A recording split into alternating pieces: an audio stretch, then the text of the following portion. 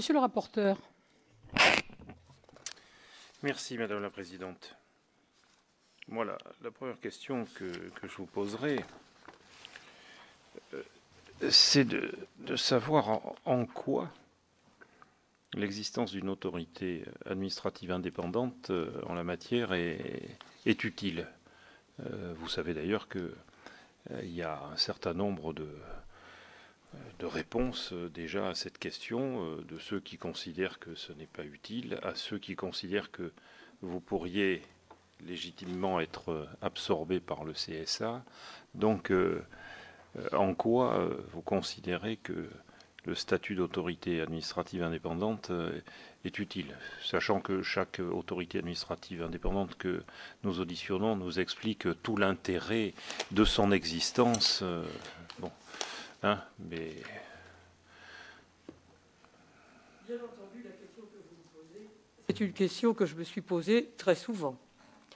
Il en demeure pas moins que je dirais que ça a été la volonté du législateur. Mais maintenant, qu'elle peut. Oui, bien entendu. Mais vous savez, vous allez entendre, je pense. Mais au cas où le législateur vous supprimerait, qu'en penseriez-vous? Mais je dirais que, en fait, je n'ai pas d'état d'âme. Je n'ai pas d'état d'âme sur ce point, parce qu'en réalité, si vous parlez de la fusion, alors je dirais que l'exercice de notre autorité indépendante a été extrêmement difficile, parce que pendant un certain temps, à part les 2 premières années où c'était le tâtonnement, où on a commencé à vraiment être opérationnel, on a parlé de nous supprimer. Le lendemain, on était transféré. Le surlendemain, on était remplacé. Et enfin, on entendait qu'on était fusionné. J'avoue que avancer dans ce genre de choses est extrêmement difficile. Alors ça peut peut-être faire une chanson, je veux bien le croire, mais c'est extrêmement difficile. Est-ce que on a véritablement une légitimité? Vous allez entendre effectivement ce que tous les présidents vont vous dire. La légitimité, moi je la vois dans une chose déjà. On a, mais tout le monde vous le dit, chaque autorité a un objet spécifique, un métier bien particulier, et c'est vrai qu'on a une identification très forte. Je dis identification très forte parce que même avant d'exister, on parlait déjà d'Adopi, et on était déjà très connus, et on tirait à boulet rouge, j'allais dire, sur cette future autorité qui n'était même pas née. Mais cette identification, elle manifeste finalement l'attachement des pouvoirs publics au respect des droits de propriété intellectuelle, et c'est un atout aussi auprès de nos interlocuteurs étrangers qui finalement savaient ce qu'elle allait faire l'Adopi. En plus, si vous voulez, c'était à mon sens un gage d'indépendance. Et alors, c'est ce que j'appelle, d'une part, l'effet bouclier. L'effet bouclier, chez moi, c'est on a tellement tapé sur l'Adopi, et on tape tellement sur l'Adopi quand elle rend une décision, parce que généralement, on est dans un domaine où les tensions et pas que les tensions, mais on est tellement exposé que finalement, on protège un petit peu ce que j'appelle les autres administrations centrales. C'est l'Adopi qui prend, si vous voulez, un peu le tout. On sert un peu de bouclier, et je trouve qu'on est là pour le faire, et je le fais avec une grande sérénité. Et en ce qui concerne le reste, c'est protégé aussi. Il y avait un problème, mais vous allez me dire que ça se retrouve aussi dans d'autres autorités administratives indépendantes. Il y a un autre problème, c'est de protéger les gens. Les données personnelles, effectivement, sont extrêmement sensibles, parce qu'en ce qui concerne la réponse graduée, eh bien, nous avons des données personnelles sensibles qui sont liées à une infraction et qui, en fait, concernent véritablement les particuliers. C'est un point extrêmement important. Et c'est ce qui explique, d'ailleurs, vous avez abordé l'histoire des 2 organes au sein de l'Adopi, et vous avez, si vous voulez, un organe qui est la Commission de protection des droits, qui a une étanchéité, et j'allais dire une étanchéité presque obsessionnelle. Pourquoi? Parce que c'est le moyen de protéger ces données personnelles aussi sensibles. Et c'est vrai que je comprends l'obsession de la présidente de la CPD qui veille véritablement à ce qu'il y ait une étanchéité parfaite qui d'ailleurs se retrouve parce que ce ne sont les ayants droit eux-mêmes qui constatent les infractions n'ont pas accès, quand ils ont relevé les adresses IP, n'ont pas accès aux données personnelles. Et puis après, les traitements sont faits. Les FAI renvoyer cela à la CPD elle-même. Donc c'est quelque chose qui protège effectivement. Et à un moment donné, il y a eu, semble-t-il, on pensait qu'il pouvait y avoir une faille ou quelque chose qui se passait au niveau du recueil des adresses IP.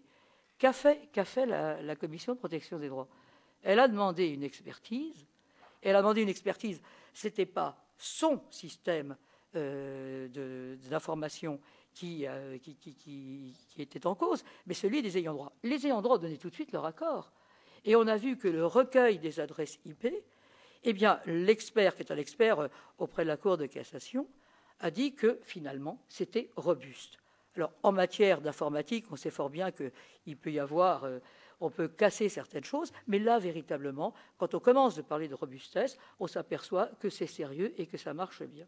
Alors, cette protection des données personnelles, je me suis dit, mais ça me fait penser à quelque chose quand j'ai entendu Victoria Espinel, qui était en fait la conseillère de M. Obama aux USA, et qui avait, bien entendu, les Américains ont une autre façon de percevoir les choses, et je me suis dit, mais on a vraiment deux philosophies totalement inverses. Aux États-Unis, la philosophie, c'est que lorsque vous avez des acteurs privés qui veulent intervenir, ils veulent que ce soit leur affaire. Et toute intrusion, j'allais dire, du législatif, du gouvernement, est perçue comme une atteinte à la liberté et fait part d'une certaine résistance. Ce qui explique d'ailleurs que lorsqu'ils ont mis sur pied, parce qu'on a servi quand même un peu de modèle, on était un peu pionniers, il faut le dire, en la matière, que lorsqu'ils ont voulu mettre une réponse graduée en place en Amérique, ça s'est fait par le biais d'une association. Et entre les FAI et les ayants droit. Il n'y a pas eu, effectivement, ce genre de sens. Notre philosophie, elle est totalement inverse. C'est-à-dire que lorsque les partis privés commencent à vouloir mettre un système sur pied, eh bien, on a toujours l'impression, c'est perçu, à tort ou à raison, ça, ce n'est pas mon problème, mais c'est souvent perçu comme des arrangements entre amis, des petits arrangements entre amis. Donc, effectivement, on est rassuré quand le législateur ou quand le gouvernement intervient pour créer ce genre de choses qui va protéger et qui va protéger les gens et qui va être totalement en adéquation avec notre culture. Voilà, si vous voulez, ce que je voulais vous dire. Et sur la valeur ajoutée que peut ajouter, mais ça, j'allais dire, la valeur ajoutée d'une autorité, c'est vrai que ça pourrait être quelqu'un d'autre qui le fasse, c'est la complémentarité des missions. Ça, c'est vrai qu'on a des missions complémentaires, elles pourraient être exercées par d'autres. Hein. C'est-à-dire que la lutte contre le piratage et les missions développement de l'offre légale, effectivement, arrivent à être complémentaires.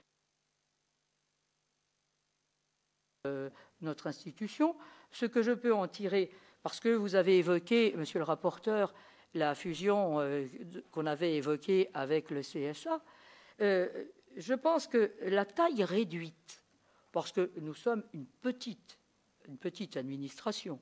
À l'heure actuelle, il y a 52 personnes, c'est quand même une petite administration. Oui, oui, peut-être effectivement. Mais la taille réduite permet, me semble-t-il, une réactivité plus rapide et une action peut-être plus rapide également et est adaptée aux évolutions dont on sait qu'elles sont absolument constantes et très rapides de nos techniques et de nos usages. Maintenant, vous m'avez demandé effectivement ce que j'en pensais. Je pense ça au regard de mon institution. Mais bien entendu, le législateur est le seul maître pour juger de ce qu'il estime le plus adapté à la situation. Ça, je reconnais qu'effectivement, on peut concevoir d'autres systèmes. Merci. Dans ce que vous venez de nous dire, mais il y a quand même des points sur lesquels je voudrais revenir. On nous avait dit, nous servons en fait de bouclier. Hein, ça permet de protéger l'administration centrale, les directions. Et je trouve que ça, c'est un argument, enfin que personnellement, je ne saurais partager. Si on crée, et on voit la multiplication des AI, si on crée des autorités indépendantes pour protéger les administrations centrales et les directions, je ne pense pas que ça soit un bon motif. Hein, parce que chacun doit assumer ses responsabilités, et d'abord l'État, et le délitement de l'État n'est certainement pas une bonne chose pour la République. Donc je ne crois pas que ce soit un avantage quelconque et que ça justifie la création d'une autorité indépendante. Vous nous avez dit en second lieu la protection des données personnelles, ce qui est une réalité, mais vous savez, l'État, dans nombre de domaines, et directement les administrations centrales, l'État est amené à utiliser les données personnelles et il va le faire de plus en plus, et je ne reviendrai pas sur la loi renseignement ou d'autres, à partir du moment où l'État remplit sa mission dans le respect des principes constitutionnels. Bon, est-ce qu'il faut systématiquement une autorité indépendante pour être sûr que les données personnelles des citoyens seront protégées? C'est quand même une question qui, au moins, mérite d'être posée. Bon. Monsieur le rapporteur, je peux vous dire que je partage effectivement les réflexions que vous venez de nous donner. Bien entendu, je n'ai pas la prétention de dire que quelqu'un d'autre ne pourrait pas le faire à notre place. Mais c'est vrai que je tiens quand même à souligner que les antagonismes auxquels on est confronté sont quand même très, très forts. Parce que vous avez, c'est vrai, un service d'État pourrait le faire. Ça, je suis tout à fait d'accord avec vous. Sauf que l'identification auprès du public est peut-être plus facile quand c'est la DEPI, j'allais dire, à la limite, même pas une mais quand ça devient la DEPI, elle est plus facilement identifiée parce qu'il y a vraiment des antagonismes très profonds entre les trois catégories de personnes qui sont intéressées, c'est-à-dire vous avez d'abord les ayants droit, ça on le sait bien entendu. Ah, voilà. Oui, on les voit très fortement, je suis tout à fait d'accord avec vous. On voit également, alors de l'autre côté, vous avez les intermédiaires techniques, FAI et autres, et puis vous avez ces utilisateurs qui effectivement sont très divers. D'ailleurs, c'est une catégorie assez diverse, mais vous avez vraiment des antagonismes entre ces trois parties qui font que j'ai parlé de bouclier, bien entendu, mais un service d'État pourrait peut-être bien le faire, mais l'identification auprès du public est devenue, effectivement, elle était peut-être avant, mais était assez forte, y compris à l'international, c'est vrai là-dessus. Maintenant, je reconnais fort bien que la forme autorité indépendante n'est peut-être pas la seule envisageable. Elle a été celle qu'a voulu le législateur. À partir du moment où on avait cette autorité, il fallait la faire vivre le mieux qu'on pouvait le faire. Alors justement, pour la faire vivre, il faut des moyens, il faut du personnel. Et nous avons constaté, dans les réponses que vous nous avez faites par écrit, que vous avez eu une diminution régulière de la subvention de l'État. Alors apparemment, vous semblez avoir constitué un bon matelas au départ, et depuis ces dernières années, vous êtes en train de consommer le matelas. Si je puis, non pas caricaturer, mais faire une synthèse peut-être trop rapide de la situation. Si je comprends bien, je me retrouve sur un galetas. Alors, au début, effectivement, la première diminution que nous avons subie était celle de 2012, où nous avons eu effectivement une diminution de 10%, ce qui nous a amené d'ailleurs à mener une politique de réduction des dépenses drastique, puisque nous avons réussi malgré tout à diminuer de 30% nos dépenses, en faisant quoi? Principalement en internalisant bien des services, et puis en diminuant d'autres services qui nous ont paru devoir être diminués. En particulier, il y avait la communication, me semble-t-il, et la représentation, c'est-à-dire au début, nous avons effectivement rencontré nos homologues plus souvent que nous l'avons fait après. Voilà. C'est vrai que j'ai vu dans votre dernier rapport que vous exécutez d'une manière assez élevée votre budget, ce qui n'est pas le cas de toutes les autorités indépendantes. Voilà, ce qui est plutôt une qualité, faire ça. Et d'ailleurs, cette année 2012, je tiens à le signaler, cette année 2012 était bénéficiaire. Donc, si vous voulez, ça a alimenté le fonds de roulement en 2012, pas de problème. En 2013, on a diminué, je crois, de près de, il me semble, de 32%. 32%. Et là, nous avons connu notre premier résultat déficitaire. Ce qu'il a fallu, il a fallu prélever sur le fonds de roulement. Je n'ai pas les chiffres exacts, mais je pense que vous l'avez, c'était à peu près de l'ordre de 1,6 million. Bon, et en 2014, on a encore diminué de 20%. Vous voyez quand même que les budgets... Je crois que ça fait 51% en 3 ans, votre diminution. Voilà, exactement. Donc c'est quand même assez c'était énorme.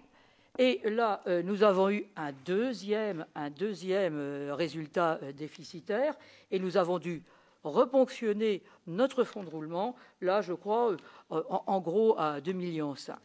Et là, si vous voulez, ça a été, à mon sens, l'équilibre dernier maximum que nous pouvions avoir.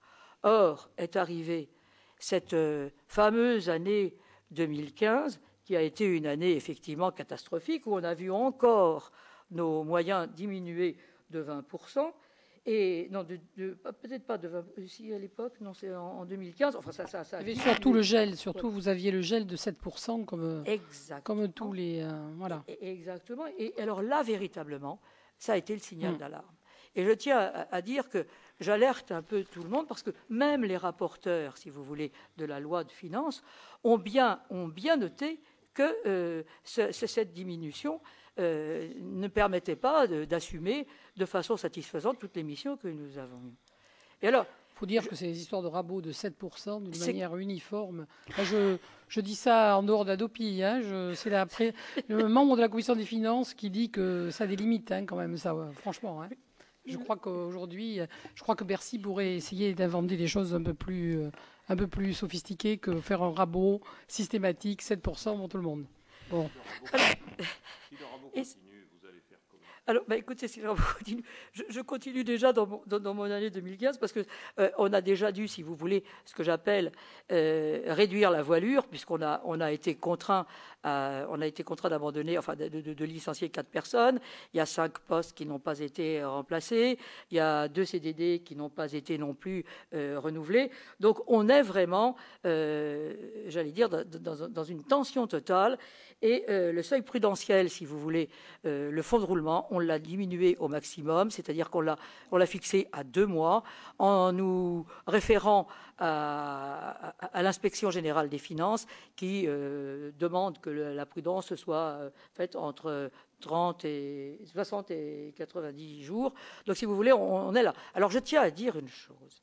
Et ça, je parle vraiment de mes agents. Je ne sais pas si vous vous rendez compte les conditions dans lesquelles peuvent vivre nos agents à l'heure actuelle. Les conditions sont extrêmement difficiles parce que d'abord, ils ont eu un surcroît de travail. Et en plus, si vous voulez, dans ce surcroît de travail s'ajoute ce que j'appelle le stress, c'est-à-dire une espèce d'angoisse qui d'ailleurs suscite des tensions. Pourquoi des tensions? Parce que qu'est-ce qu'on va devenir? C'est un peu effectivement leur souci quotidien. Et alors, je tiens à dire que mes cheveux blancs, 40 ans d'activité professionnelle, pas dans la DEPI, bien entendu, mais 40 ans d'activité professionnelle, je n'ai jamais rencontré des agents aussi motivés, aussi impliqués dans leur travail. Parce que je vous assure qu'arriver à travailler dans les conditions qui sont les leurs à l'heure actuelle, en préservant la qualité de ce qu'ils font, eh bien, j'ai envie de leur dire une chose, chapeau, parce que véritablement, ils le méritent. Et je trouve que leur travail, le travail qu'ils accomplissent, mérite vraiment le respect. Je le dis comme je le pense, d'ailleurs, mais véritablement, je tiens à les saluer ici, parce que franchement, c'est extrêmement difficile. Et j'avoue que s'ils n'étaient pas là, effectivement, je trouve que vraiment, on doit faire quelque chose. Alors, vous m'avez dit, qu'est-ce qui se passe l'année prochaine? Alors, je vais vous dire quand même une chose, c'est que en 2015, pour l'année 2015, nous n'avions pas été associés dès le départ aux discussions budgétaires. Or, je pense, malgré tout, que la situation sur ce plan-là, est en train de s'améliorer. Est en train de s'améliorer parce que cette année, nous avons été mis dans la boucle dès le départ. Et je pense que là, nous avons vraiment des arguments à faire valoir pour arriver. Nos prétentions sont quand même relativement modestes pour arriver à faire vivre notre institution, mais notre institution, jusqu'à modifications qui peuvent s'apporter faire. Est-ce que vous avez été contrôlé par la Cour des comptes? Non, pas encore. Jamais. Non, jamais. Hein? Le seul contrôle qu'on a, le seul contrôle financier, c'est qu'on envoie effectivement nos comptes financiers systématiquement. J'ai vu qu'il y avait des contrôles sur le plan informatique et tout ça, mais Cour des comptes, de jamais. Non. D'accord. Vous négociez Finance ou ministère de la Culture? Ministère de la Culture. Nous sommes liés à la culture. Bon, mais donc, quand même, vous êtes indépendant, mais vous êtes totalement dépendant de la négociation avec l'État. Si vous me parlez de la dépendance, êtes-vous indépendante? Je vous répondrai que moi, je suis très indépendante, c'est un fait. Non, mais ça, nous n'en doutons pas, Madame la Présidente. Mais indépendamment de cela, je voudrais citer le doyen Gélard. Le doyen Gélard disait... Une excellente référence. Voilà. Vous avez bien raison de le citer. Le doyen Gélard disait que l'indépendance d'une autorité administrative, eh bien, il faut lui donner les moyens de pouvoir exercer ses fonctions de façon satisfaisante. Et je tire le signal d'alarme. C'est vrai que 2015 est une année noire, effectivement, j'estime pour notre institution. Voilà. Vous savez que le doyen Gélard conclut ses travaux sur les autorités indépendantes en disant qu'il faudrait en supprimer 80%. Écoutez, je serais peut-être dans les 20%. Je vous ai tendu la perche pour que vous puissiez rebondir de cette manière-là. Mais quand même, on a tout diminué, si vous voulez. C'est un fait que tout se trouve affecté. Les missions se trouvent affectées. Et alors, en parfait accord avec la présidente de la CPD, Mireille Imbert-Carretta, je tiens à dire que quand on a vu les diminutions qu'on allait subir, on l'a fait de façon homothétique. C'est-à-dire qu'on a dit on ne va pas tout mettre sur la réponse graduée et complètement supprimer les autres missions. On va essayer de trouver un équilibre. Ça s'est fait d'ailleurs avec elle. Et ça affecte également le fonctionnement. Et puis ça affecte, j'allais dire, le moral. Parce que ça fait un peu militaire, mais le moral des troupes se trouve quand même affecté et ça crée des tensions, bien entendu, au sein d'une pareille administration. Il est normal que le capitaine du navire se préoccupe de l'équipage. Je ne pense pas au Titanic. Hein. Bon. Et par rapport au gouvernement, je constate qu'en dépit de votre statut d'autorité publique indépendante, l'État ne vous facilite pas forcément la tâche, puisqu'il me semble qu'il n'a pas été procédé à la nomination de 3 membres de votre collège sur 9, entre fin 2013 et mi-2014. C'était en rapport avec le budget, ça? Non, c'était pas en rapport avec... Non. Moi, je ne pense pas que c'était en rapport avec le budget.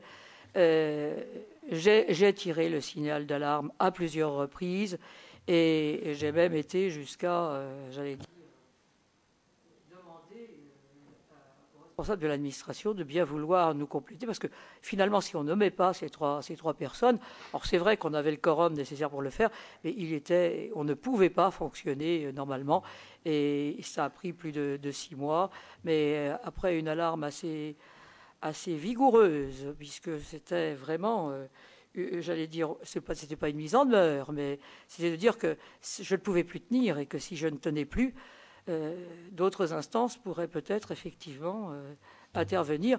On a obtenu satisfaction, heureusement, parce que c'est ce que je souhaitais, qu'on puisse repartir, et on a eu, mais il a fallu attendre plus de 6 mois. Ce qui est quand même problématique. C'était problématique. Mais je pense que si les pouvoirs publics, le gouvernement sont convaincus de la nécessité de faciliter votre action, voire de la développer, c'est quand même une curieuse méthode que de diminuer régulièrement le budget et de ne pas remplacer les membres du collège pendant 6 mois. Excusez-moi, monsieur le président, j'ai bon espoir que pour la suite des opérations, jusqu'à ce que modifications soient faites, j'ai bon espoir que les relations seront un peu différentes et qu'il y aura effectivement un fonctionnement plus normal. J'ai toujours espoir. Bon, quel est le... C'est bien d'avoir de l'espoir. Quel est le bilan que vous, présidente d'Hadopi, vous pouvez dresser de votre action contre le piratage avec le mécanisme de la réponse graduée et pour développer une offre légale accessible?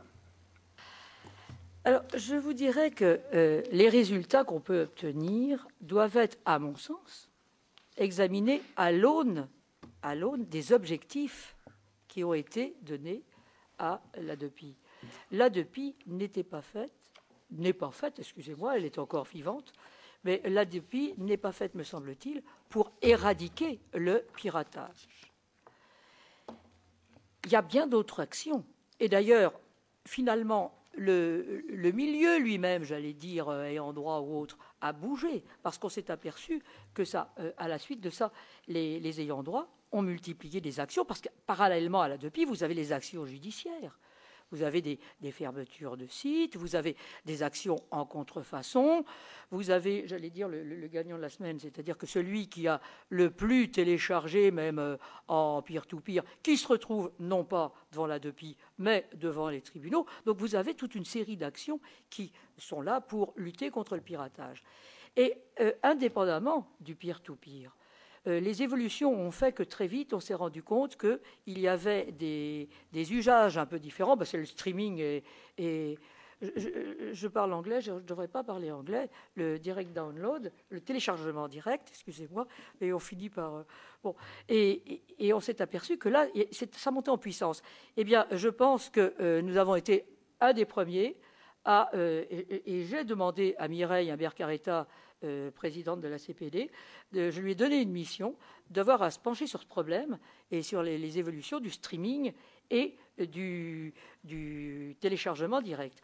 Et ce premier rapport qu'elle nous a déposé a donné d'ailleurs lieu à un autre rapport qui a été là commandé par le ministère de la Culture pour pouvoir déterminer quels étaient les moyens opérationnels qu'on pouvait mettre rapidement sur pied. Parce que s'il y avait une mesure vraiment miracle pour éviter le piratage, je pense qu'il y a longtemps que nous l'aurions trouvé. Mais mettre sur pied quelques mesures, et je m'aperçois finalement que le résultat de toutes ces études, de ces missions, ont donné lieu à la mise en place. Alors, c'est le début, mais les chartes, c'est vrai que ce n'est pas nous qui les mettons en œuvre, mais elles ont été déjà mises en œuvre par le ministère de la Culture en ce qui concerne les chartes pour assécher, si vous voulez, les ressources des plateformes illicites en matière de publicité. Je sais qu'il y en a une autre qui se prépare et qui devrait sortir bientôt, c'est celle qui asséchera les paiements. Autre chose, le CNC, effectivement, a maintenant un site en matière d'œuvres cinématographiques présentant les plateformes qui présentent des œuvres légales, qui offrent des œuvres légales. Soit dit au passage, nous avions proposé déjà au CNC de travailler avec eux, puisque nous avions nous-mêmes, on a nous-mêmes créé une plateforme de recensement des sites normalement, enfin manifestement licites. On l'a fait d'ailleurs à la suite de quelque chose. On avait dans la loi, vous aviez un label. Le label s'est avéré extrêmement difficile et finalement n'apportait pas la valeur ajoutée qu'on attendait de lui. Mais c'était normal parce que finalement, la loi depuis avait été votée aussi en disant, il faut faire, ce que je vous ai dit dans mon introduction, il faut faire quelque chose. Eh bien, on va tester un peu, voir ce qui marche, voir ce qui ne marche pas. Et le label n'est pas forcément ce qui marchait le mieux. Et c'est vrai qu'en réfléchissant et en ayant cette mission d'offre, d'observation licite et illicite, on a créé cette plateforme de recensement qui permet de voir si ce sont des sites, voilà. Et on a créé aussi autre chose. Alors, c'est des balbutiements, mais c'est quand même quelque chose. C'est les œuvres introuvables. Parce que vous avez des gens qui disent oh ben, « je ne trouve pas cette œuvre, qu'est-ce que je vais faire ?» Ils ont la possibilité de venir sur notre site et finalement de demander « je ne trouve pas cette œuvre ». Alors, de deux choses l'une, nous, on la trouve, et on leur répond bah, « vous savez, il ne faut pas aller très loin, il suffit de, voilà, vous la trouvez à tel endroit ». Et puis, si on ne la trouve pas, on répercute sur les producteurs, quand on les connaît, mais on les connaît assez facilement. On s'aperçoit d'ailleurs qu'à l'étranger, ça ne marche pas si mal que ça. En France, il y a peut-être un peu plus de résistance, mais ça permet quand même, si vous voulez, aux professionnels de savoir que telle œuvre, eh ben, elle est recherchée. Alors, ce sont des balbutiements, c'est vrai, mais je pense que c'est une action qui peut se défendre sur ce point-là. Et alors, en ce qui concerne l'offre légale, je disais qu'on ne pouvait pas, on n'avait pas pour objectif éradiquer la contrefaçon, mais on n'a pas non plus pour objectif de révolutionner l'offre légale. Et on fait, j'allais dire, avec les moyens qu'on a. Alors on s'est plaint aussi, c'est vrai, vous avez lu nos rapports d'activité annuels, on s'est plaint de ce que, en matière de MTP, mesures techniques de protection, nous n'avions pas beaucoup de pouvoir. Il n'en demeure pas moins que nous avons réussi à rendre malgré tout trois avis, mais c'est vrai que si on donnait un peu plus de pouvoir en matière de MTP, peut-être aurions-nous une action, je dis toujours peut-être parce que je suis très, très prudente, mais peut-être aurions-nous une action un peu plus efficace sur ce plan-là. Voilà ce que je peux vous dire. Oui, d'ailleurs sur le fonctionnement, quand on voit les chiffres, moi, ce qui m'intéresserait, c'est que quand je mets en rapport, je vois les premières recommandations, vous êtes à plus de 4 millions. Hein. Alors d'abord de nous dire comment ça marche, parce que pour en faire, il y a un traitement informatique, parce que oui. Avec comment pratiquement vous faites. Et ensuite, c'est une question tout à fait différente. À la sortie, hein, on passe aux deuxièmes recommandations, ensuite aux délibérations, et la quatrième étape, c'est la transmission au parquet. Et on passe en première recommandation de 4,3 millions à un peu plus de 200 transmissions au parquet. Donc d'abord, comment vous faites techniquement pour émettre ces plus de 4 millions de premières recommandations? Et ensuite, comment expliquez-vous que l'entonnoir se rétrécisse à ce point-là? C'est efficace. Ça veut dire oui, parce que ça peut être l'explication que la terreur non, je ne pense pas que ce soit la terreur. Moi non plus, mais bon, ça. Mais comme je n'ai pas d'a priori, je préfère savoir. Comment se passe en fait la réponse graduée? Ben, vous savez que ce sont les ayants droit qui nous saisissent. Qui nous saisissent après avoir constaté une infraction sur Internet et qui donnent les adresses IP. Ça arrive effectivement à la Commission de protection des droits. La protection de protection des droits regarde quand même, elle traite à peu près, à l'heure actuelle, elle arrive à traiter à peu près, je crois, une demande sur deux à peu près. C'est une demande sur deux qu'elle arrive à traiter. Elle demande au FAI de dire... Identifiez-moi la personne qui se trouvait tel jour à telle heure derrière, qui avait cette adresse IP. le FAI répond. 88% des envois au FAI donnent lieu à une réponse. Bon. Et à ce moment-là, elle traite et elle va envoyer une première recommandation. La première recommandation, Madame Humbert-Carretta a développé, pour la réponse graduée, une espèce de process pédagogique. Elle le veut pédagogique, moi je dis de sensibilisation surtout, parce que vous avez des gens, quand on les interrogeait au départ, on a eu des études, qui disaient moi je ne fais que du légal, et ils vous citaient tous les sites illégaux en disant moi je suis contente, je vais sur Mega Upload, youpi, c'est légal, je paye, c'est parfait. Donc si vous voulez, il n'y avait pas que les geeks, il n'y avait pas que les internautes purs et durs, il y avait aussi ceux qui ne connaissaient pas. Donc si vous voulez, à partir de ce moment-là, elle a développé, ce qui explique le nombre de premières recommandations. Après, il y en a qui, bon, c'était un envoi mail. Je ne fais pas attention, j'attends la deuxième recommandation. Sur la deuxième recommandation, vous voyez déjà que entre la première et la deuxième, il y avait déjà quelque chose qui s'était émoussé, parce qu'il n'y a plus que 10%. Alors je ne veux pas dire, ne me faites pas dire ce que je ne dis pas. Je ne veux pas dire qu'il y a 90% qui nous...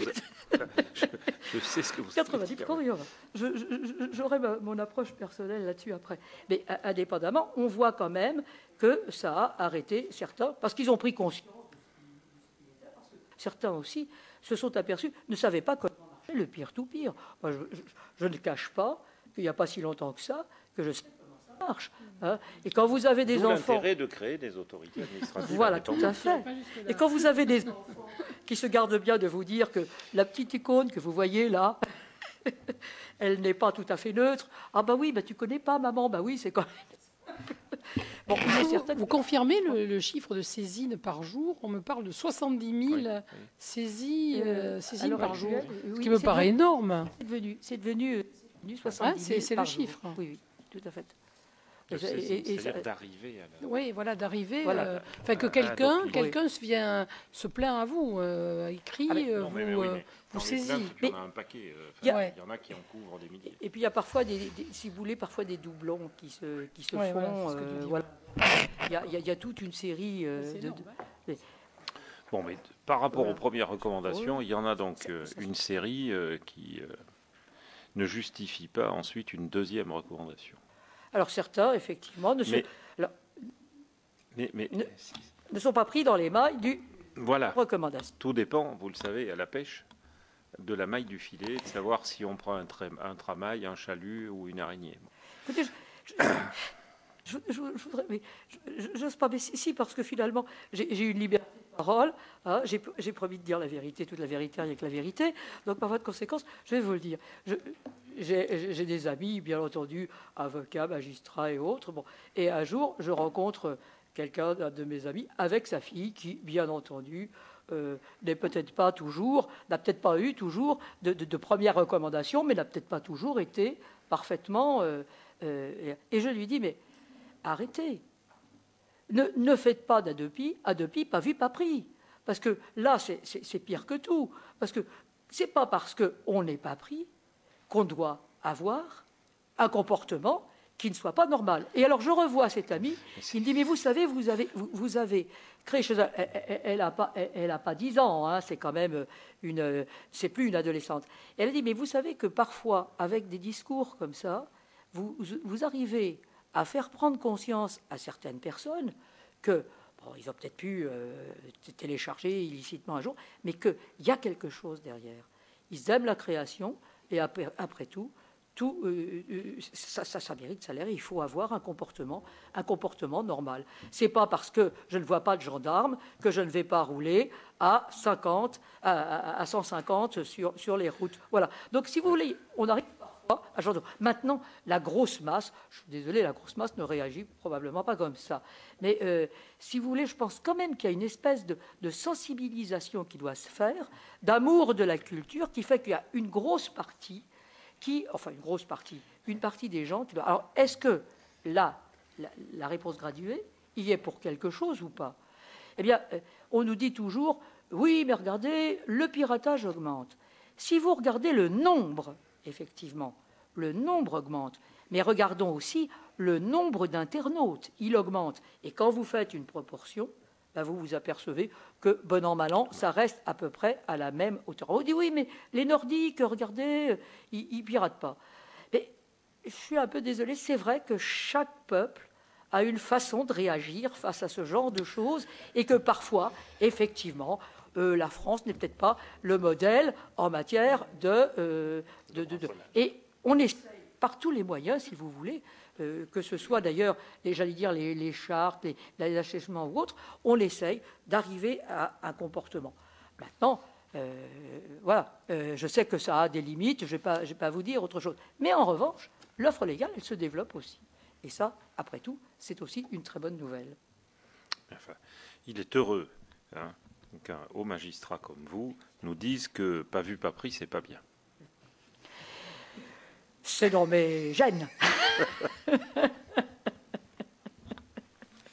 Vous savez, dans d'autres matières et concernant d'autres addictions, il y a toute une série d'associations ou de mécanismes de l'État qui permettent de lutter contre des addictions ou des braconnages sans être autorité administrative indépendante.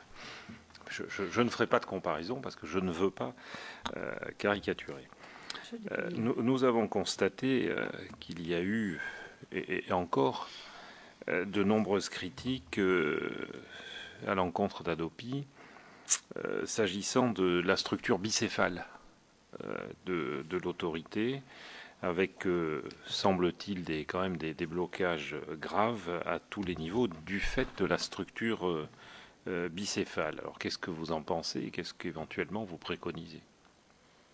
Préconiser pour le moment, ça m'est extrêmement difficile de dire quelque chose. Soit dit au passage, c'est vrai qu'il y a eu des périodes probablement extrêmement difficiles, en compréhension ou autre, je n'en sais rien.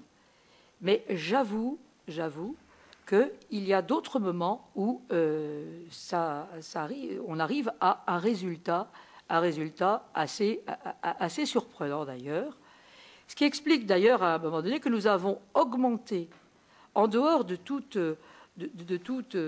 organisation légale, c'est-à-dire vous avez d'un côté le collège, de l'autre côté la CPD, nous avons organisé un certain nombre de réunions communes et je m'aperçois qu'en ce moment les réunions communes montent en puissance avec des échanges qui se font de plus en plus sérieusement et même en dehors des obligations, parce que c'est vrai que nous devons recueillir l'avis de la CPD sur un certain nombre quand il s'agit du budget, quand il s'agit des avis à rendre. Donc il y a toute une série de cas où nous consultons obligatoirement, j'allais dire, la CPD, mais indépendamment de ça, nous avons des réunions où nous parlons d'autre chose, et même, alors j'allais dire dernièrement, nous avons organisé une réunion commune avec l'une de nos anciennes directrices juridiques qui est partie comme expert national à la Commission européenne. Et nous l'avons fait venir parce qu'en ce moment, effectivement, il y a une question extrêmement intéressante sur le... J'ai perdu mon... Non, mais sur la commission qui commence à... Oui, mais non. Bon, enfin, écoutez, je vais retrouver ce que je voulais dire indépendamment de ça, mais nous voulions savoir comment allait se positionner la Commission européenne sur le problème, justement, des nouveautés qui se passent. Donc, si vous voulez, le marché... non. Bon, indépendamment, excusez-moi, j'ai perdu le fil, mais quoi qu'il en soit, non, le problème, c'était le côté bicéphale et les dysfonctionnements qu'il peut entraîner. Et là, bicéphale, effectivement, mais là, on s'aperçoit qu'on peut mettre sur pied des réunions qui permettent d'avoir une vision des uns et des autres et qui permettent de rapprocher, non pas nos points de vue, mais à arriver effectivement à quelque chose. Alors, est-ce que c'est bon d'avoir ce bicéphalisme? Il y a eu des frictions à une époque, il y a eu des difficultés pour le faire marcher, il y a eu, ça je reconnais. Des blocages? Vous irez jusqu'à dire qu'il y a eu des blocages? Des blocages, je ne dirais pas que ce soit des blocages totaux, mais disons... des freins. Des freins, des freins. Maintenant, mais si vous pouviez on nous en arrive donner un exemple. à se rapprocher et finalement, je pense quand même que c'est quelque chose qui permet de se parler, d'avoir des points de vue, d'avoir des échanges. Et ça, je pense que c'est extrêmement important. Et je crois que ces multiplications, d'ailleurs, de réunions communes sont là pour quelque chose. Est-ce que vous pouvez nous donner un exemple de blocage qu'il y a eu? De blocage, ça n'a jamais été un blocage total, mais dans le peut-on avoir, on voulait avoir, si vous voulez, quelques données et là il n'était pas question, c'était chasse gardée, nous ne donnerons rien, et puis peu à peu, il y a eu des blocages aussi peut-être au niveau des budgets à un moment donné. Il y a eu des blocages peut-être sur le fonds de roulement où on voulait complètement réduire à zéro le fonds de roulement. Mais indépendamment de cela, ces blocages n'ont pas été des blocages totaux et manifestes. Mais au fond, qu'est-ce qui empêcherait de marcher avec une seule structure au lieu d'avoir cette réponse bicéphalité? Cette bicéphalité. C'est la protection des données. C'est le côté sanction, dit le rapporteur, qui... il y a l'aspect sanction. Mais... C'est vrai qu'il y a l'aspect sanction. S'agit-il simplement d'un commissariat de police ou ont-ils, au contraire, un pouvoir, une action ou autre? Effectivement, c'était déjà un parti pris qui était fait là-dessus. Mais... et on peut concevoir d'autres structures. Oui, hein. Et puis il y a quand même une transmission qui est faite. C'est quand même pas. Ce qu'il y a, c'est qu'il y a des données personnelles effectivement qui sont extrêmement. Voilà. Et ce qui explique d'ailleurs, si vous voulez, que dans notre façon de faire, vous avez un système informatique qui est complètement fermé et protégé, et de l'autre côté, lorsqu'il s'agit effectivement des autres missions de l'ADOPI, là, effectivement, c'est très bien. Et j'avoue que je dois quand même saluer l'expertise de la direction de la DPD. C'est un fait. Oui, non, je ne veux pas vous couper. Allez-y. Voilà, je pense que les frictions qu'il y a pu avoir à une époque peuvent s'expliquer en interne. Oui, c'est évident, parce qu'on peut avoir des visions totalement différentes, c'est vrai. Mais je pense qu'on peut aussi arriver à se rapprocher. Maintenant, c'est vrai aussi que, je le disais d'ailleurs, ce n'est pas une boîte noire, mais c'est quelque chose qui doit être aussi étanche. Et je comprends que...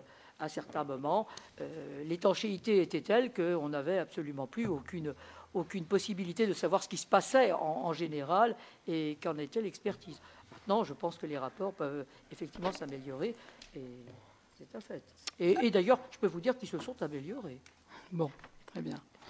Madame Canaillet, Agnès Canaillet a demandé la parole. Oui, merci Madame la Présidente. Madame la Présidente, je voudrais vous poser deux questions qui sont en fait au croisement de mes centres d'intérêt. Le premier, évidemment, en tant que parlementaire intéressé à la question de la place des autorités administratives et de leur utilité pour garantir des grandes libertés ou des droits comme le droit de propriété et le droit de création artistique. Et la deuxième, celle d'une mère d'enfants, de grands adolescents qui sont effectivement, et pour qui, alors je ne veux pas dire que c'est un sport national de faire de téléchargement, mais enfin qui sont quand même bien au fait, et souvent beaucoup plus que moi, de ces questions-là, et pour lesquelles c'est effectivement, pour nous, en tant que parents, compliqué, même si, et pour lesquels on a bien conscience qu'il y a une obligation d'éducation quand même. Et moi, je ne suis pas persuadée que les messages d'amour de la culture suffisent à les convaincre de ne pas avoir recours à ces pratiques, mais bien de leur transmettre des messages d'éducation et de compréhension des enjeux de ces téléchargements illégaux.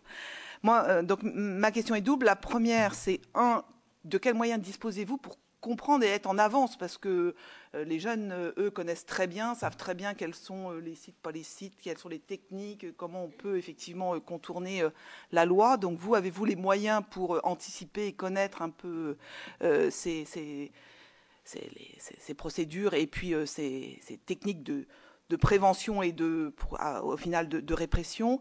Et la deuxième question, c'est qu'on voit bien qu'Hadopi a diverses missions. Une première mission qui est plutôt de répression, enfin, ou tout du moins d'évolution vers la répression en mettant en place cette réponse graduée, et puis après des missions plus d'éducation, d'observation et de sensibilisation. Je veux savoir quelle était la part de l'activité entre ces deux activités, enfin, deux types d'activités, qui était la part du temps ou des actions consacrées par Hadopi.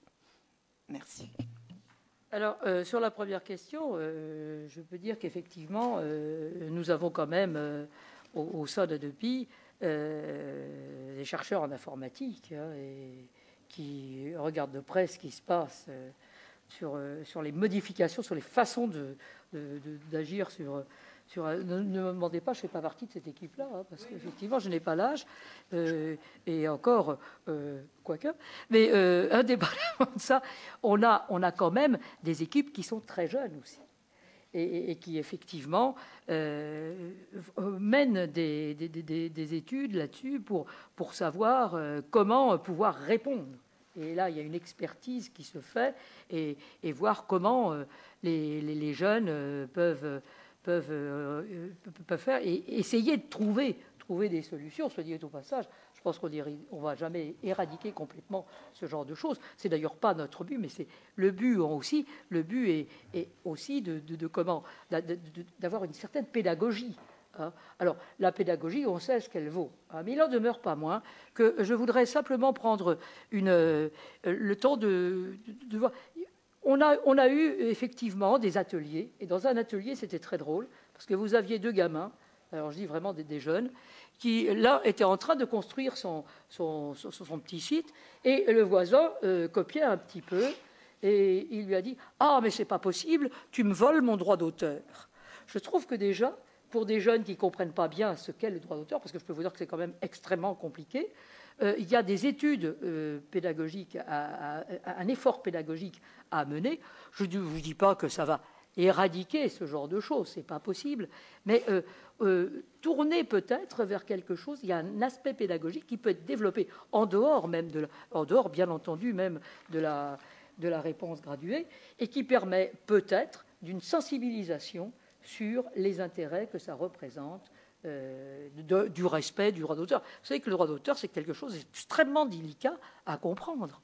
Et je peux dire, j'ai une expérience, j'allais dire, professionnelle assez longue, parce que 40 ans de droit d'auteur, quand vous êtes magistrat, je peux vous dire que c'est quand même très long. Je m'aperçois que même en fin de carrière, j'avais des collègues, le droit d'auteur, ça ne les branchait pas beaucoup, et ils ne comprenaient pas forcément ce qu'en étaient les tenants et aboutissants.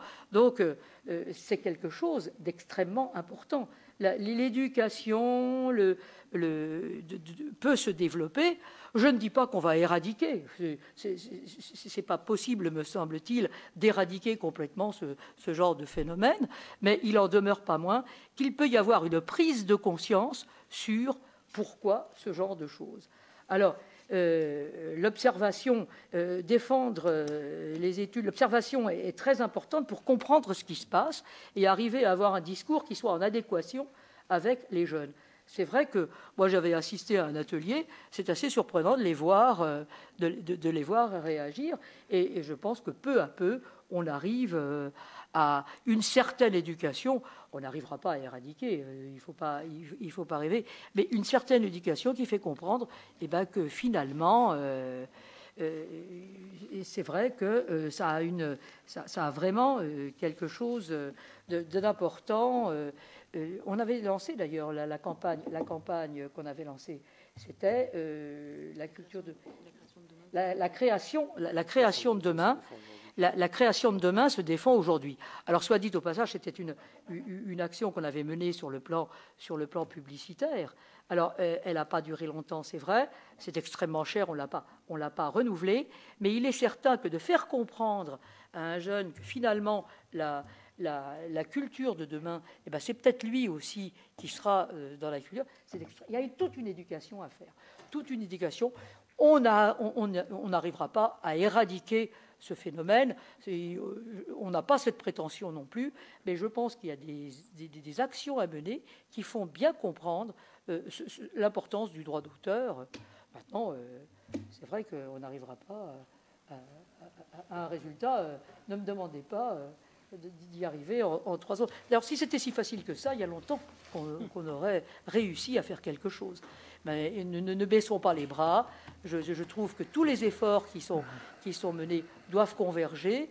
Et je crois que vraiment, les ateliers qu'on a créés avec les jeunes sont finalement très importants, parce que dans les écoles, c'est vrai, tu me voles mon droit d'auteur, c'est assez drôle. Avec les professeurs aussi, parce que les professeurs parfois sont les premiers à ne pas être éduqués sur ce genre de choses, parce que c'est quand même extrêmement complexe. Mais on s'aperçoit qu'il y a vraiment des actions à mener, et je pense qu'un jour, on arrivera non pas à mettre fin à ce genre de phénomène, mais tout au moins à le faire baisser. Tu voulais, Agnès, pardon? Non, je voulais juste savoir, et sur le temps, la répartition dans l'activité de l'institution entre le temps consacré à la réponse graduée et le temps passé aux autres missions. Le temps et les mois de budget. Alors, vous parlez en réalité des budgets. Alors, je tiens effectivement à vous dire qu'en ce qui concerne, oui, c'est le temps. Temps. En fait, il y a 60% de notre budget qui est consacré à la réponse graduée, et le reste qui se partage entre les études et l'offre légale, voilà. Et enfin, les efforts qu'on fait pour encourager l'offre légale. Oui, on a quelques chiffres là. 5,5 pour la riposte graduée, 2,4, tout ça à des millions d'euros, hein. 2,4 pour l'activité de régulation, hein, c'est ça. Et 1,5 sur l'attribution des labels. Je ne sais pas. Non, c'est peut-être pas ça. Hein. 1,5 sur l'offre légale. Non, c'est peut-être pas exactement cette répartition-là, je ne sais pas. Bon, enfin, c'est 60% pour la réponse graduée. Graduée, oui. 25, c'est l'observation. D'accord. Et 15, c'est. D'accord, on va retenir ça. On va retenir ça. Voilà, c'est ça. Merci. Pierre-Yves Colomba.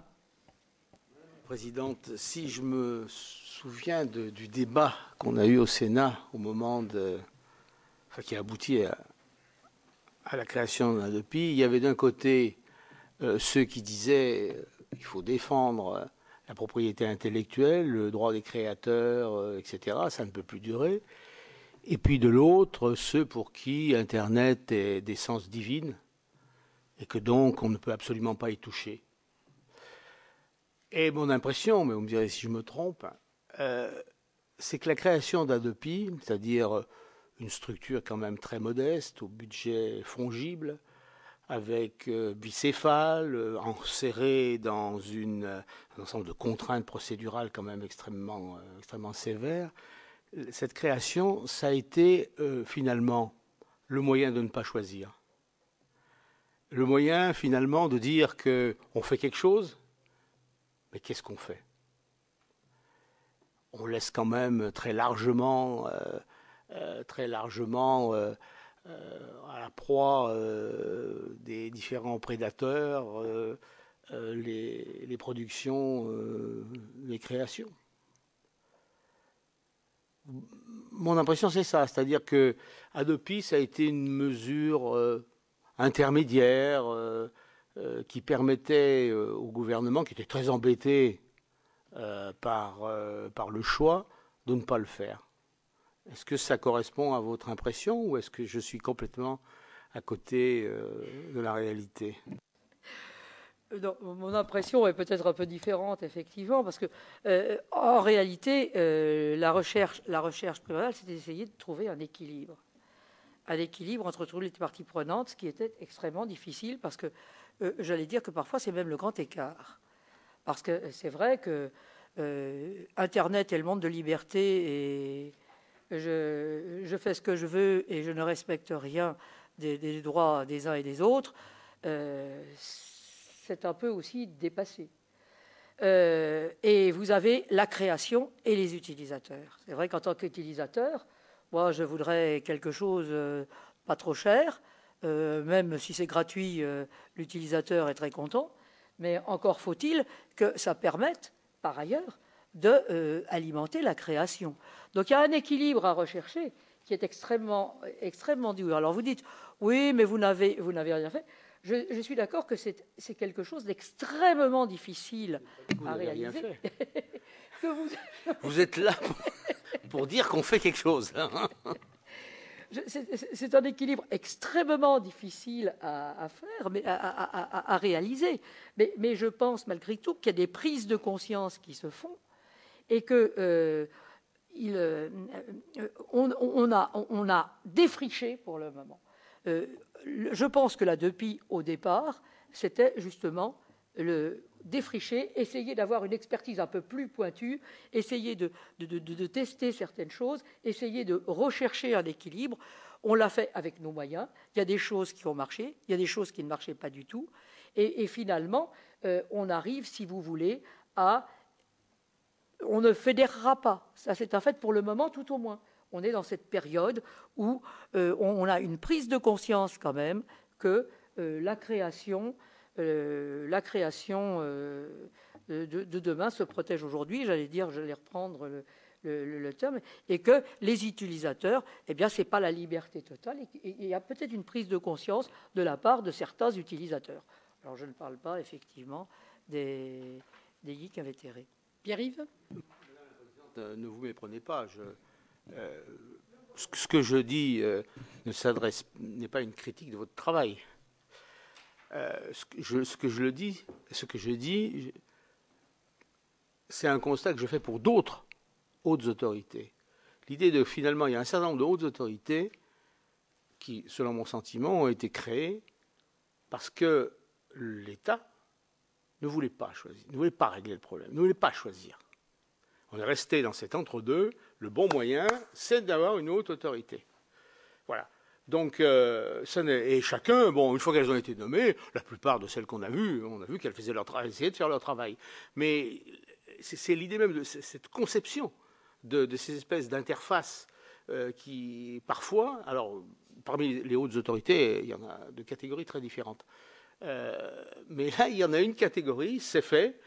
Ça sert à ceux qui devraient choisir, devraient décider, de ne pas décider. Je comprends. En ce qui me concerne, il est difficile de choisir pour ou contre. C'est une expertise un peu particulière. Je pense malgré tout que c'est pas ce...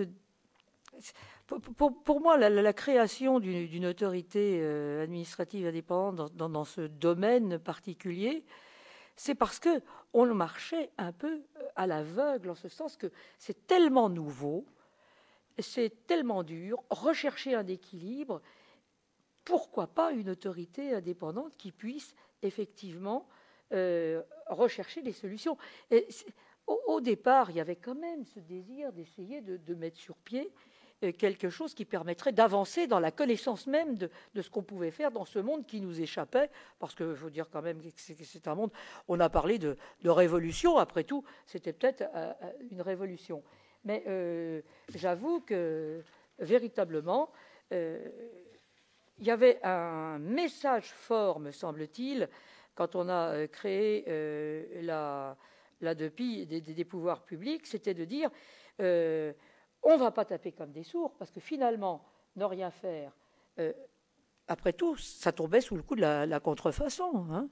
Et la contrefaçon, on sait quand même que... Alors, je n'ai pas vu de juge prononcer 3 ans d'emprisonnement ferme contre un téléchargeur un petit peu indélicat. Hein. Ça, je ne l'ai effectivement pas vu. Mais c'était peut-être une adéquation et on essayait, en fait, on ne va pas taper comme des sourds contre ces gens-là.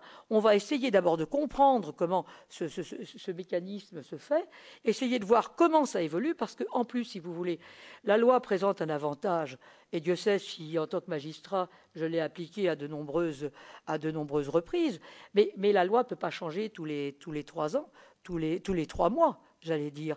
Or, si, oui, c'est vrai, elle peut changer tous les 3 mois. Excusez-moi, c'est vrai. Alors,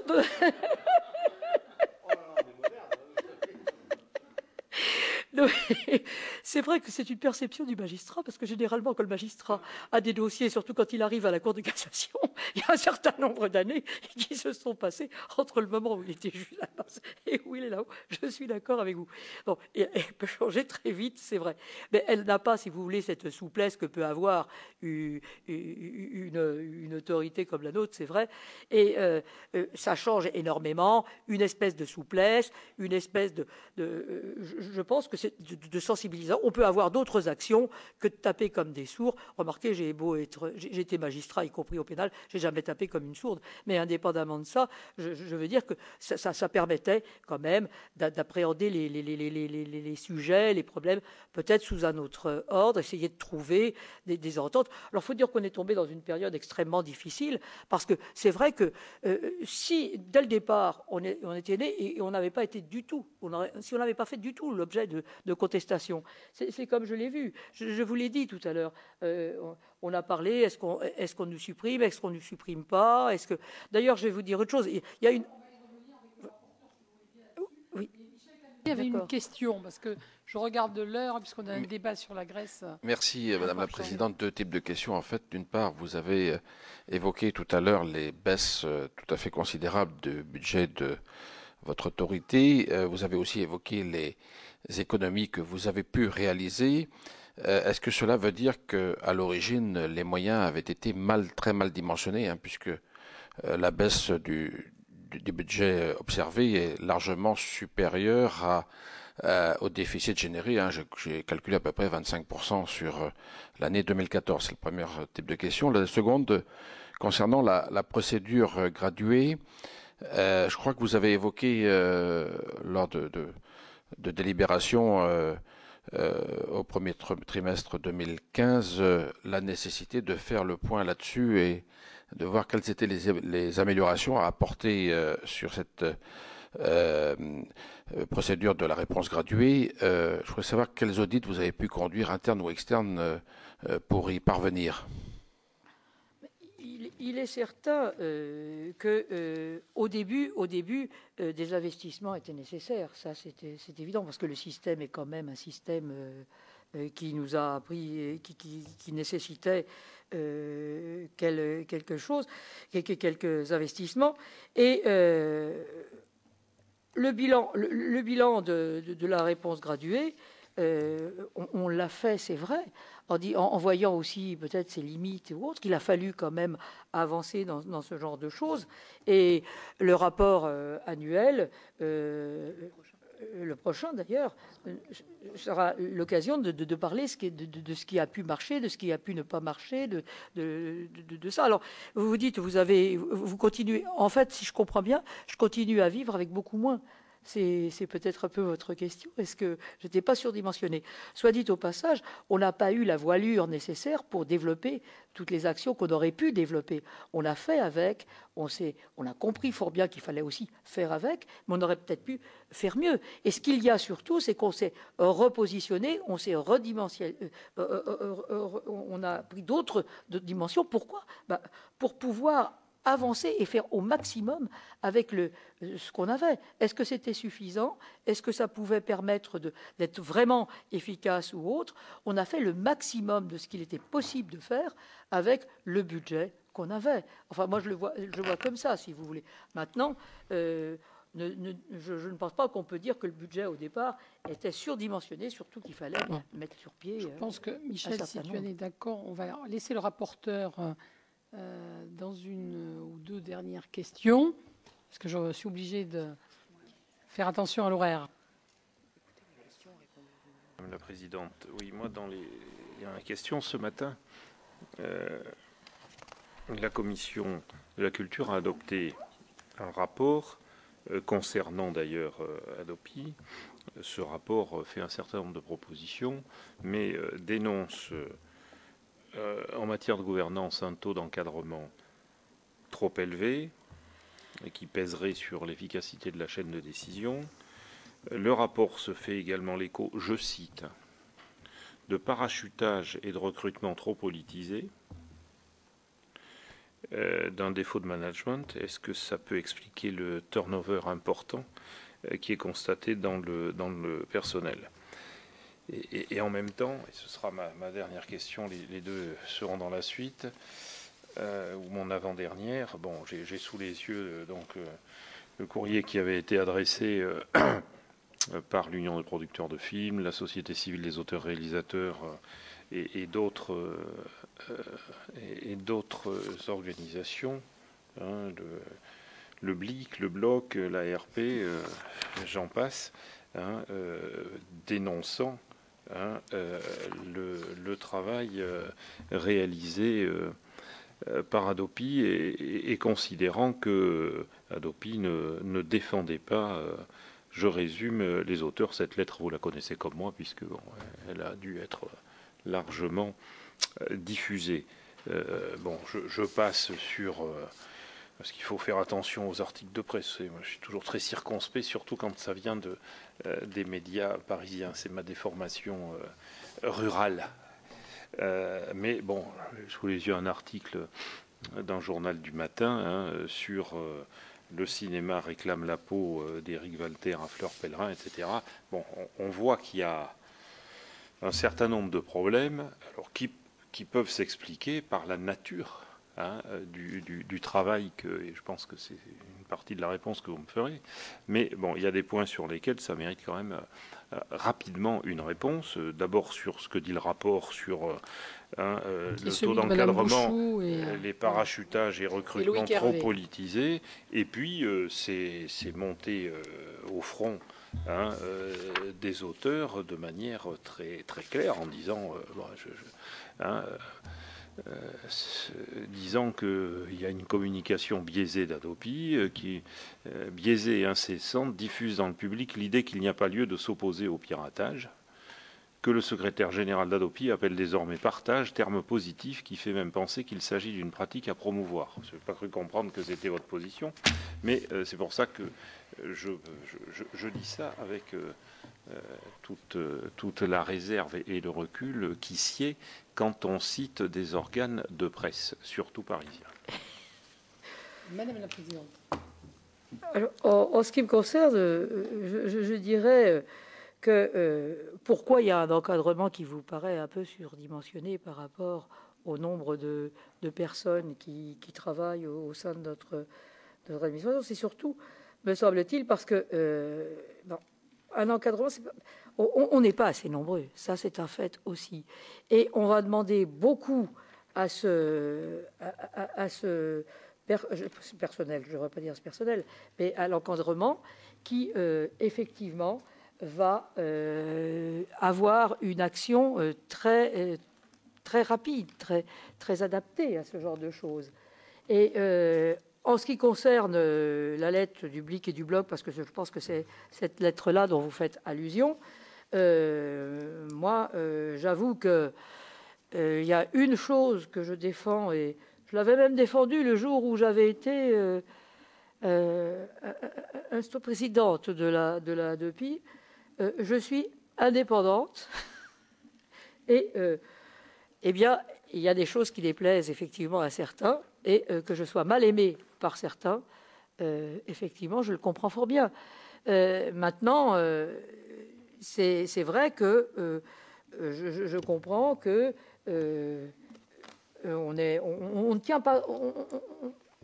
Les articles de presse, on les lit, bien entendu, mais on en tient compte. On n'en tient pas compte quand, effectivement, il faut prendre une décision.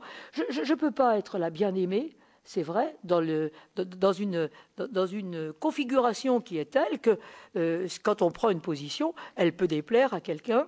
Quand on prend une autre, elle peut déplaire à quelqu'un d'autre. Donc c'est vrai que je sers un peu, quand je vous parlais de bouclier au sud, je sers un peu, j'allais dire, de punching ball, mais oui, mais je reste indépendante et quand je trouve qu'on a une action à mener, on la mène.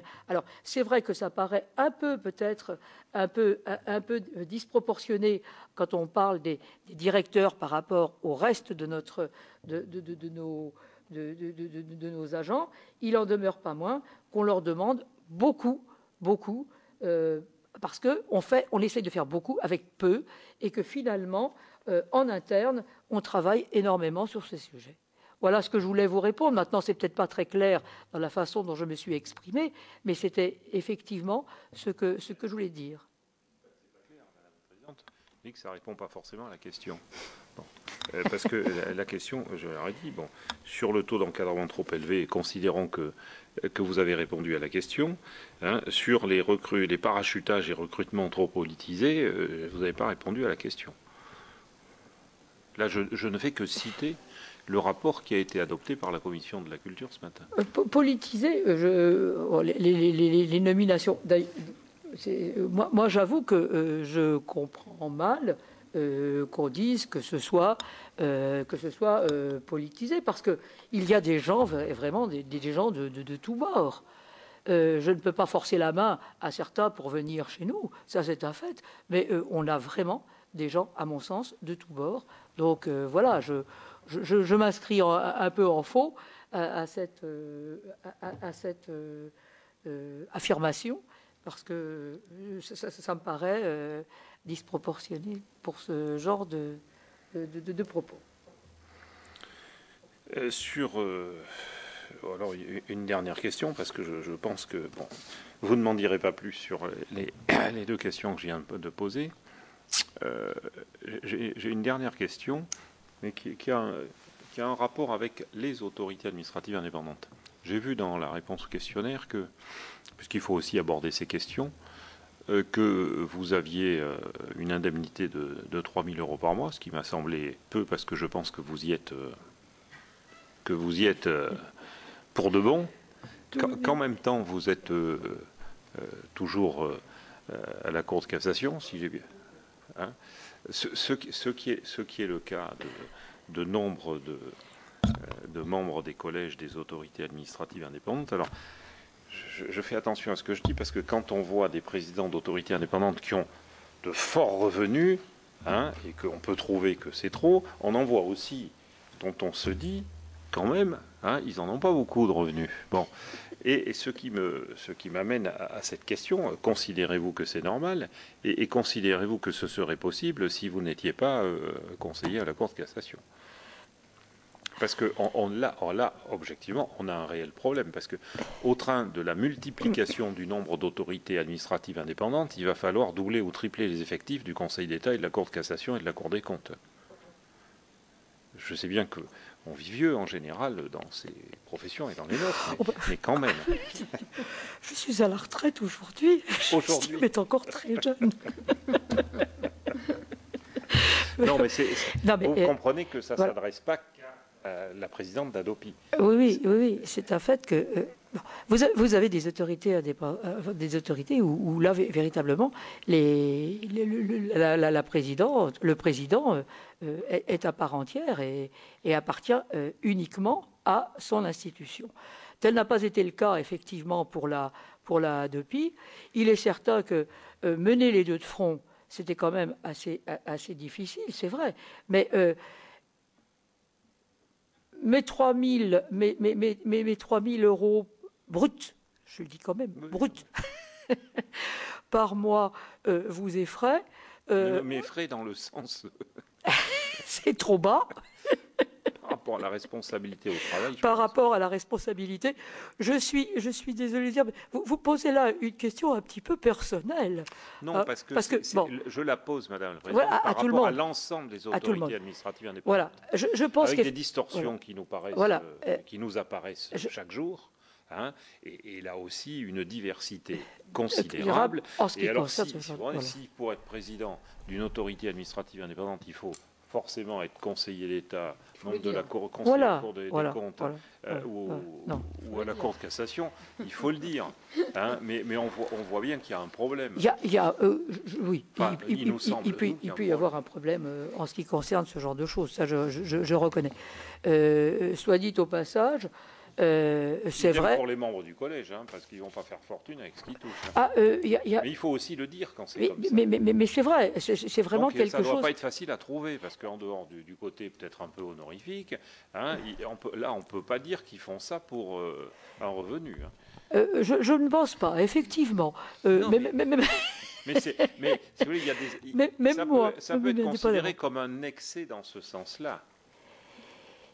Parce qu'en toute chose, il faut savoir garder la mesure.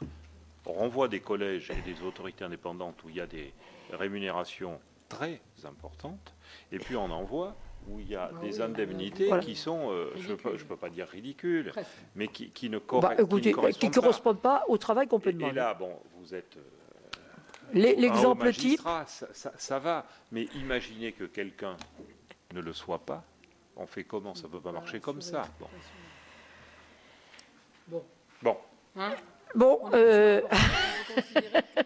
On peut considérer que vous nous avez répondu. Oui. Soit dit au passage. Quelque part, en ne disant rien, c'est une réponse. J'étais très contente d'être au poste auquel j'ai été nommée. Bon, voilà. J'ai fait ce que je croyais devoir faire.